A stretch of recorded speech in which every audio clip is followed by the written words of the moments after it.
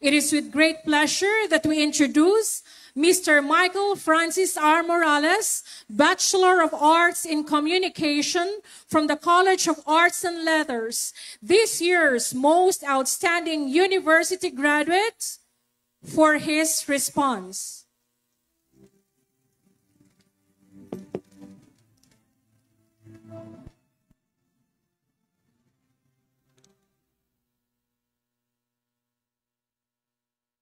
To our supportive SUC President 4 of Bicol University, Dr. Baby Boy Benjamin D. Nebres III, to all of the Vice Presidents of the University, to the Deans and Associate Deans and Directors of other colleges, institutes, and campuses of our university, to our commencement speaker today, Honorable Elizalde Esco, our special guest, Dr. Jaco Halilia, and our dedicated professors, non-teaching staff, friends, guests.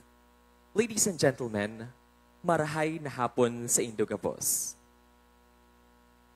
To speak before you, my fellow graduating students, awardees, guests, and friends, is indeed an honor and privilege. Last year, I was your most outstanding university student 2023. This year, I am ending my college journey as your most outstanding university graduate 2024. Out of around 6,700 graduating students from the different colleges and campuses of Bicol University. Just like all of you, I started from humble beginnings and a roller coaster ride of life experiences. I came from a family who once struggled financially for years. I was left by my biological mother as she died when I was 6 years old due to breast cancer. I have a brother who made selfless sacrifices abroad as an overseas Filipino worker. And I am someone who didn't know what I really wanted to be in the future. Long story short, we have survived the challenges we had in the pursuit of personal development, maximizing my potential and capabilities, exploring various opportunities, and reaching our wildest goals. It takes to have at least one person who believes in you to pursue an amazing journey. Most importantly, that first person should be yourself. It takes courage to stand up for ourselves in challenging times when we don't know yet who we are and who we want to be in the future. We should acknowledge our much hard work and dedication for years. We recognize our depressing times, especially the hopeless times that the pandemic brought to us when we felt unmotivated to do even a single thing in our homes. We acknowledge our ever-dedicated working students who juggled academic workloads and their jobs to earn and provide for their personal and family needs. We recognize our full-time students who relentlessly gave their efforts to achieve academic victories. We also acknowledge our student leaders, staffers of the university and college publications, and active student community volunteers, just like me, who rendered their unwavering services while balancing academic workloads despite tight schedules. Palakpakan po natin ang ating mga sarili graduating students. I am beyond proud of us. We have made it this far, and I believe that we will all achieve more in the near future. A transformative and productive 4 years indeed. Our college journey has been tough, but filled with many unforgettable experiences. Joining student-led organizations and publication has led me to various opportunities to showcase and hone my talents and abilities, as well as serve my institutions and communities. Special shout-outs sa Bicol University UNESCO Club, a Youth Leadership for Democracy, Communication Students Association, and of course, Budyong Online.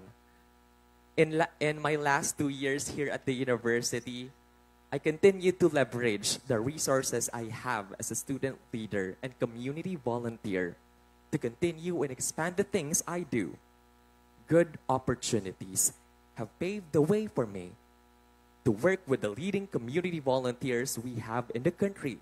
I was able to travel to several places, such as in Bicol Region, Metro Manila, and Cebu City to connect with other young leaders and engage with people in the grassroots levels in our community.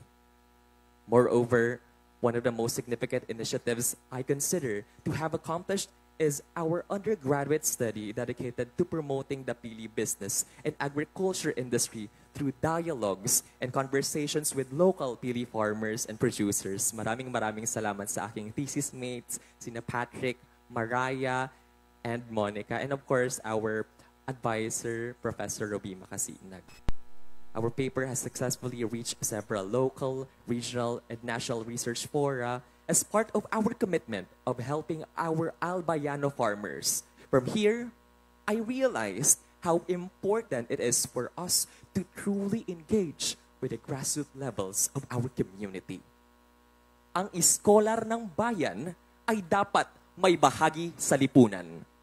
Ang iskolar ng bayan ay dapat may pakialam sa bayan at kumikilos para sa bayan. 4 years ago, specifically on May 12, 2020, story time, I shared a Facebook post of ABS-CBN Chief of Reporters Jeff Canoy regarding his successful internship application way back in 2006. During that month, ABS-CBN Corporation faced one of its darkest times as the media company was shut down due to several issues that hampered its franchise renewal to air on free TV. Fun fact, that was the reason why I chose BA Communication in the first place as my undergraduate program. I was so inspired by the wisdom of Sir Jeff Canoy's post. From their company situation, I realized that sometimes we experience the darkest times of our lives.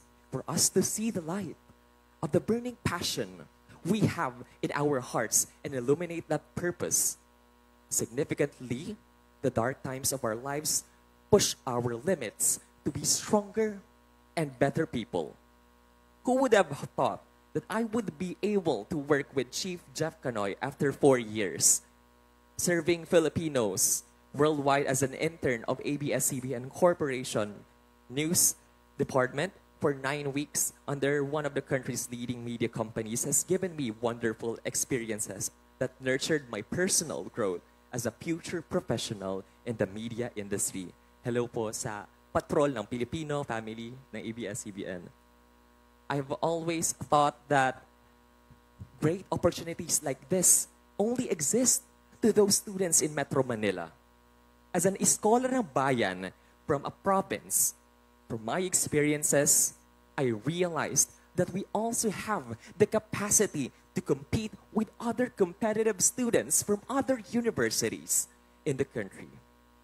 Hindi dapat natin minamaliit ang ating mga sarili at walang karapatan ang kahit na sino man ang mangmaliit sa atin na galing tayo sa isang public school o state university. Dahil kayang-kaya rin nating makipagsabayan sa iba't ibang larangan o ibang kilalang paaralan o universidad sa bansa at maging sa buong mundo. Dugo, pawis, sipag at tiyaga ang ibinuhos natin sa mahigit kumulang 4 na taong pamamalagi dito sa Bicol University. And I can say, deserve natin ang Latin honors na meron tayo. Ayan. Deserve ng lahat ang maayos na pagkilala na makapagtapos ng kolehiyo. Anumang degree program ang pinili. Patunay na rito ang kaliwat ka ng top-notchers na mula sa ating university. Palakpakan naman natin ang Bicol University. Sa mga board exams sa iba't ibang larangan. This is the testament to our pursuit to excellence, regardless of the different circumstances and struggles of BUenos. malayo pa, pero malayo na. The most important thing that I have learned for the past years of exploring and engaging with various things in life is the importance of pursuing your own path where you can be your most authentic self. We all have different stories to tell. Stories of commitment, hard work, and dedication to be here and to be the person we are today. Our pursuit of endless learning and finding our truest purpose in life should never end. Kung walang ibang naniniwala, ang nararapat na unang maniwala sa iyo ay ang sarili mo. It all starts from ourselves to believe in something, to take a step, and to achieve our wildest goals. We should ask and remind ourselves the purpose of the things we do. Para, kanino nga ba natin ito ginagawa? As a graduating student with an arts-related program, specifically as a communication student, our passion for our crafts is commonly disregarded by some. Our program is considered to be one of the most versatile ones in the industry as we can wear multiple hats, maybe in the field of media, research, academia, public relations, advertising, marketing, and many more. The thing is, most Filipino families, I know, value programs with board exams. Tama ba? Tama ba mga arts and letters students? Ayan. It is disheartening to hear from time to time from other people na wala kaming mararating sa pagiging communication graduate lang or any other arts-related program. Masakit na marinig sa iba pang kaibigan ng relatives o parents, mismo siguro natin, which I personally experienced, bakit di yan kumuha ng kurso para mag-nurse, engineer, doktor, police o sundalo o pangalanan nyo pa? Minsan galing pa nga yung mga masasakit na salita na yan sa mga kadugo natin na inaasahan sana nating unang maniniwala sa atin. Mahigpit na yakap po sa ating mga kapamilya na pinili ang practicality over passion sa kanilang degree program ngayon. Saludo ako sa katatagan niyong maipagpatuloy ang inyong college journey kahit minsan sobrang hirap na at hindi na natin alam kung saan tayo tutungo. In another time or yourself in an alternate universe, I hope that you will still pursue the things you are passionate about and the things that you really want to do. In communication, we turn our passion to profession. What brought me here are my pure and genuine intentions to serve my community and my pursuit of academic excellence. There are times when we will make mistakes as we go on with our journey. Making mistakes or experiencing defeat is okay and normal. After all, we all have the capacity to change and be a better person.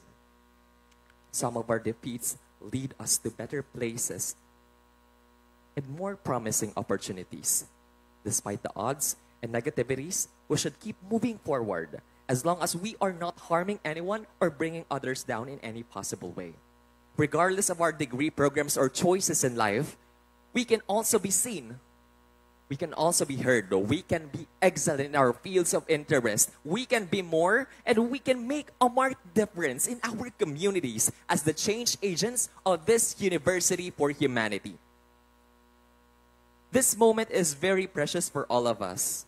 I would not be here without the people who first believed in me and inspired me to be the best version of myself.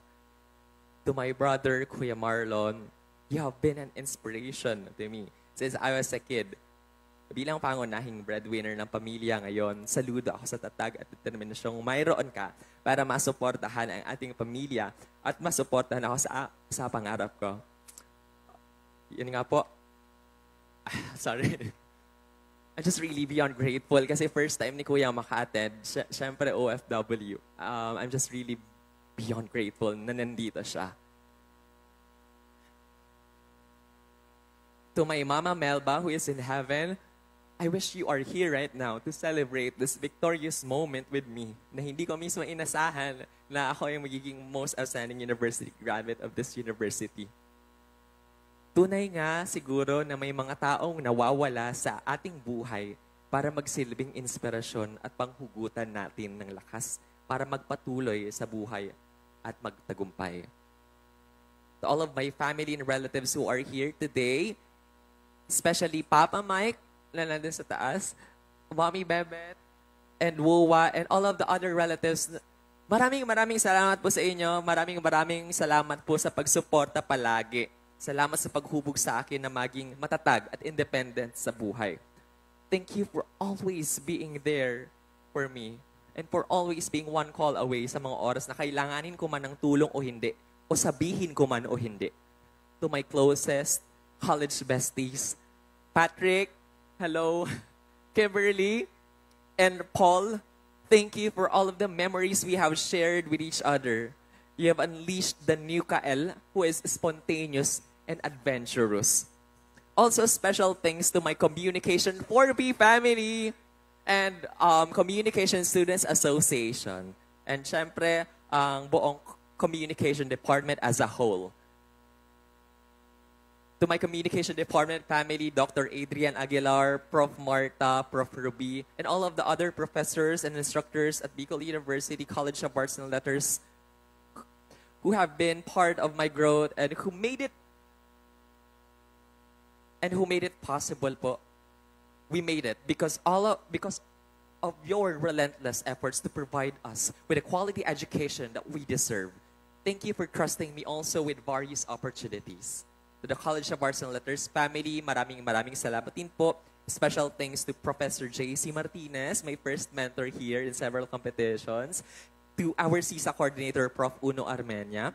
And Prof. Dennis Mirabueno, maraming salamat po, sir. Thank you for your undying support this year in all of our activities inside and outside the university.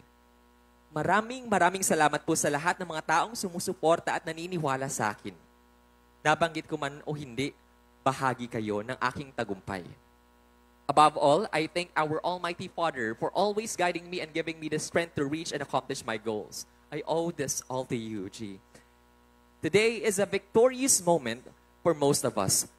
But I'm sure a day or couple of weeks after this, especially to us graduating students who will graduate today, mapapaisip tayo, what's next?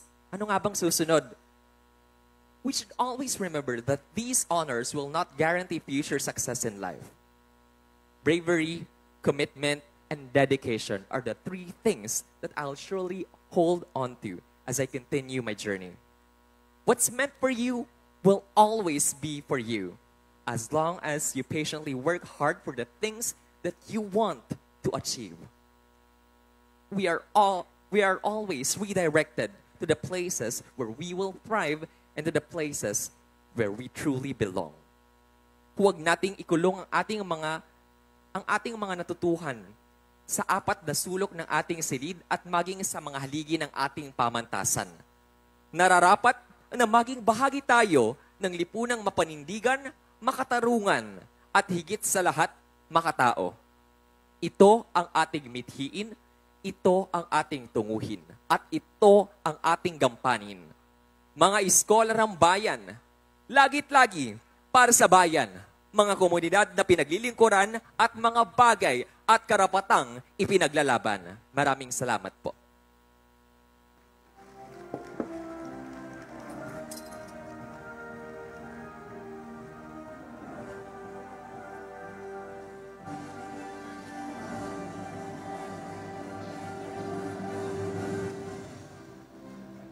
Thank you very much, Mr. Morales, for your response. And once again, congratulations for being the outstanding university graduate of 2024.